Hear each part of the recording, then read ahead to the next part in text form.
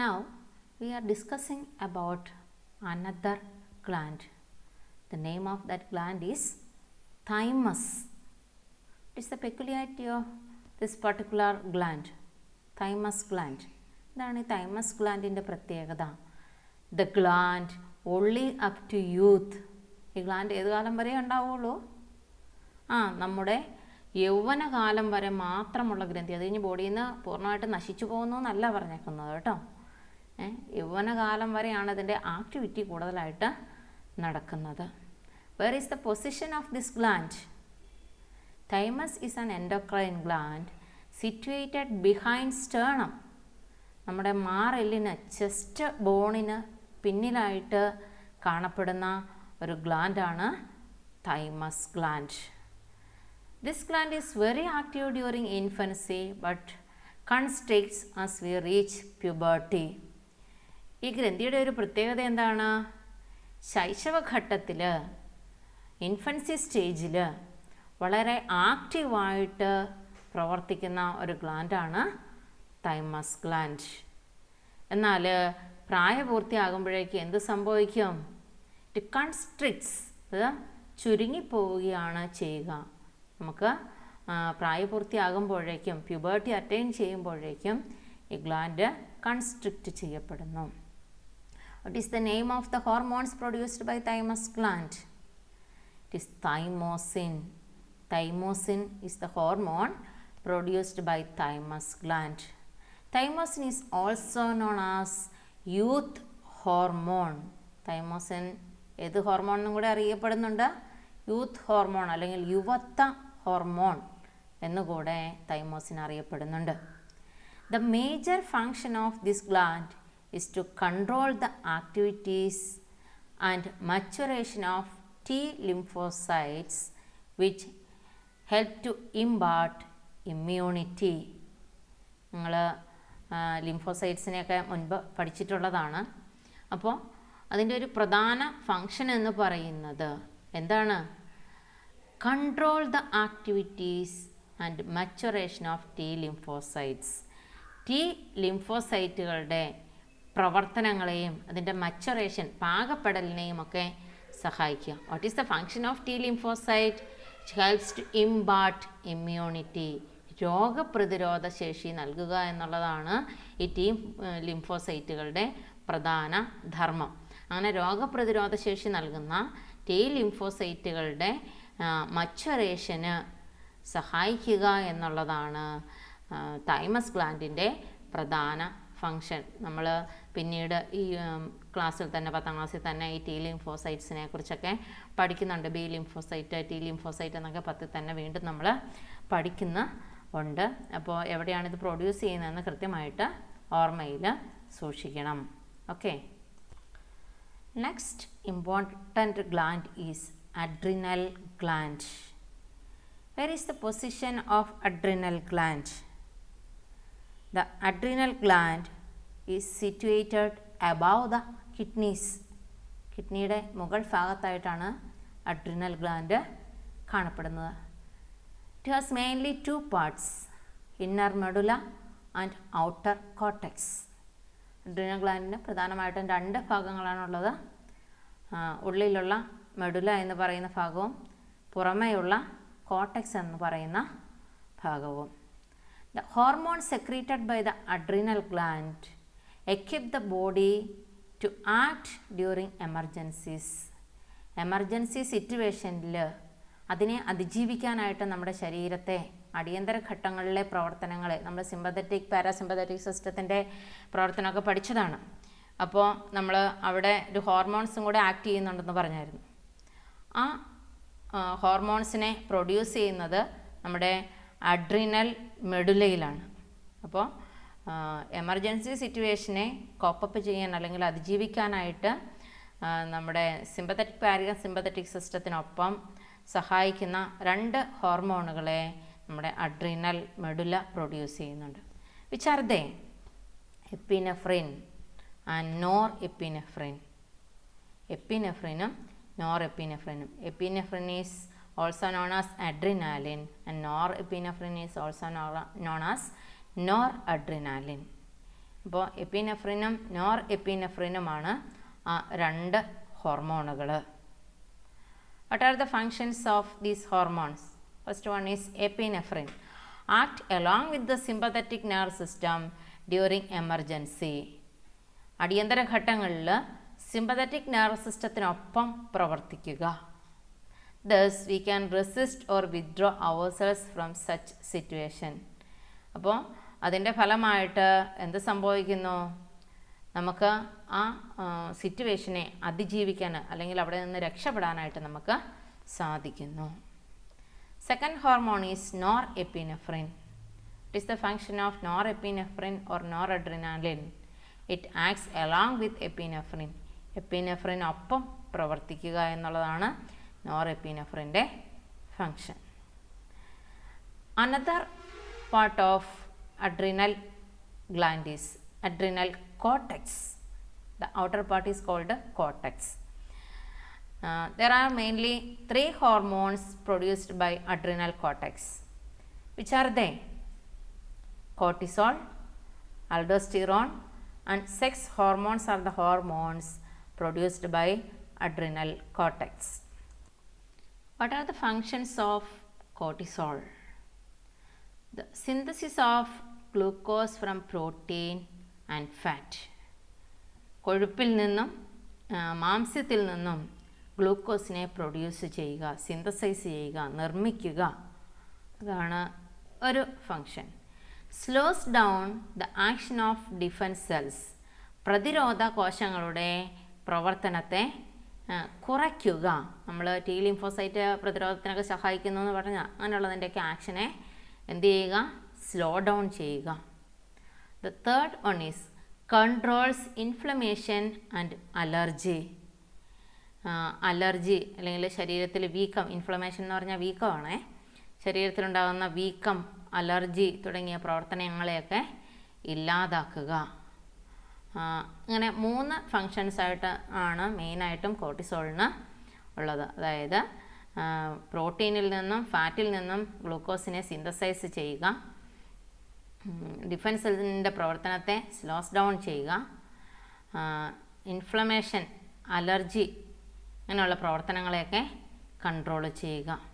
അപ്പോൾ കോർട്ടിസോള് മരുന്നായിട്ടൊക്കെ കൊടുക്കാറുണ്ട് ആളുകൾക്ക്, അലർജി രോഗമുള്ളവർക്കൊക്കെ കൊടുക്കാറുണ്ട്. പക്ഷെ ഒരു നിശ്ചിത പരിധിയിൽ കൂടുതൽ കാലം ഈ കോർട്ടിസോൾ കണ്ടൻറ്റ് അടങ്ങിയ മരുന്ന് കഴിച്ചിട്ടുണ്ടെങ്കിൽ ആളുകൾക്ക് ഡയബറ്റീസ് ഉണ്ടാകാനുള്ള പോസിബിലിറ്റി കൂടുതലാണ്.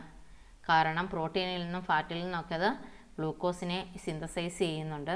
അതുകൊണ്ട് അങ്ങനെയുള്ളവർക്ക് ഒരു നിശ്ചിത പരിധിയിൽ കൂടുതൽ കാലം കോർട്ടിസോൾ കണ്ടൻറ്റ് അടങ്ങിയ മരുന്ന് കഴിച്ചിട്ടുണ്ടെങ്കിൽ പ്രമേഹ രോഗമുണ്ടാകാനുള്ള ഒരു സാധ്യത ഉണ്ട്. അതുപോലെ തന്നെ അലർജി, ഇൻഫ്ലമേഷൻ, വീക്കമൊക്കെ ഉണ്ടായിട്ടുണ്ടെങ്കിൽ അതിനെയൊക്കെ സ്ലോസ് ഡൗൺ. ഇത് കണക്ക് മറ്റൊരെണ്ണമാണ് ഡിഫൻസ് സെൽസിൻ്റെ പ്രവർത്തനത്തെ സ്ലോ ഡൗൺ ചെയ്യുന്നതെന്ന് പറഞ്ഞാൽ, അതായത് ഓർഗൻ ട്രാൻസ്പ്ലാന്റേഷൻ്റെ ഒക്കെ സമയത്തും ഈ മരുന്ന് നമ്മൾ യൂസ് ചെയ്യാറുള്ളതാണ്. Another hormone produced by the cortex of adrenal gland is aldosterone.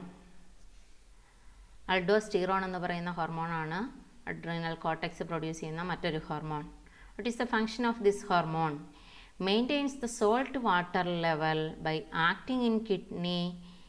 കിഡ്നിയിൽ പ്രവർത്തിച്ച്, വൃക്കയിൽ പ്രവർത്തിച്ച് ശരീരത്തിലെ സോൾട്ട് വാട്ടർ ലെവൽ, ലവണജലസന്തുലനം നിലനിർത്തുക. Another function is maintain blood pressure. രക്തസമ്മർദ്ദം ക്രമീകരിക്കുക. അങ്ങനെ 2 ഫങ്ഷനാണ് അൾഡോസ്റ്റിറോണിനുള്ളത്. The third hormone is sex hormone. ലൈംഗിക ഹോർമോണുകളാണ് മൂന്നാമത്തേത്. Controls the development and function of sex organ. Sex ഓർഗൻസിൻ്റെ, ലൈംഗിക അവയവങ്ങളുടെ വളർച്ചയെയും ധർമ്മങ്ങളെയും ഒക്കെ കൺട്രോൾ ചെയ്യുക എന്നുള്ളതാണ് സെക്സ് ഹോർമോണിൻ്റെ പ്രധാന ഫങ്ഷൻ. അപ്പോൾ അഡ്രിനൽ ഗ്ലാൻഡ് പ്രൊഡ്യൂസ് ചെയ്യുന്നത് ടോട്ടലി 5 ഹോർമോൺസാണ്. Epinephrine, norepinephrine, cortisol, aldosterone, sex hormone. അടുത്തത് നമ്മൾ പോകുന്നത് സെക്സ് ഹോർമോൺസിനെ പ്രൊഡ്യൂസ് ചെയ്യുന്ന ആ ഭാഗങ്ങളിലേക്കാണ്.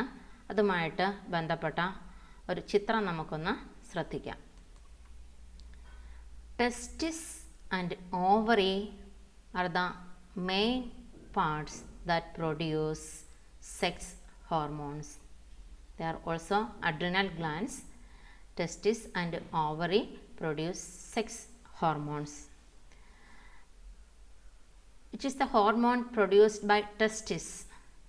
Testosterone.